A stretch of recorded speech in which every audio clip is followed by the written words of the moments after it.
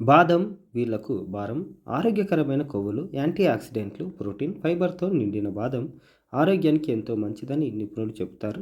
డైట్‌లో భాగం చేసుకోవాలని సూచిస్తారు. అయితే కొందరిలో ఈ బాదం లేనిపోని ఇబ్బందులను తెస్తుందని అంటున్నారు. కొన్ని ఆరోగ్య సమస్యలు ఉన్నవారు బాదం పప్పు తినకపోవడమే మంచిదని సలహా ఇస్తున్నారు. ముఖ్యంగా బాదంలో కేలరీలు అధికంగా లభిస్తాయి. వీటిని రెగ్యులర్‌గా తీసుకుంటే బరువు పెరిగే అవకాశం ఉంటుంది. కాబట్టి బరువు తగ్గాలని అనుకునేవారు వీటిని తక్కువగా తీసుకోవాలి. ఇక బాదంలో మెగ్నీషియం, ఆరోగ్యకరమైన కొవ్వులు పుష్కలంగా లభిస్తాయి కాబట్టి అధిక రక్తపోటు బీపీ ఉన్నవాళ్ళు వీటిని ఆచితూచి తినాలి.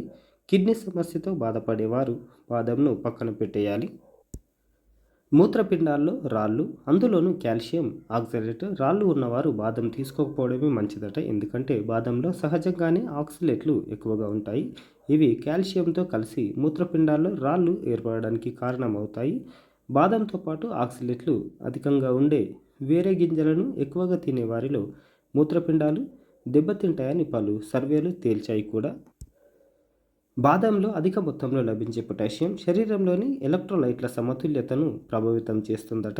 ఇందులోని ఫైబర్, ప్రోటీన్, ఆరోగ్యకరమైన కొవ్వులు జీర్ణ సమస్యలు ఉన్నవారిని మరింత ఇబ్బంది పెట్టే అవకాశం ఉంటుందని నిపుణులు చెబుతున్నారు. అజీర్ణం, పొట్టలో పుండ్లు, గట్ బ్యాక్టీరియా ఆరోగ్యంగా లేకపోవడం లాంటి సమస్యలు ఉంటే బాదం అరగడం కష్టతరం అవుతుంది. దాంతో సమస్యలు మరింత ముదిరే అవకాశం ఉంటుంది.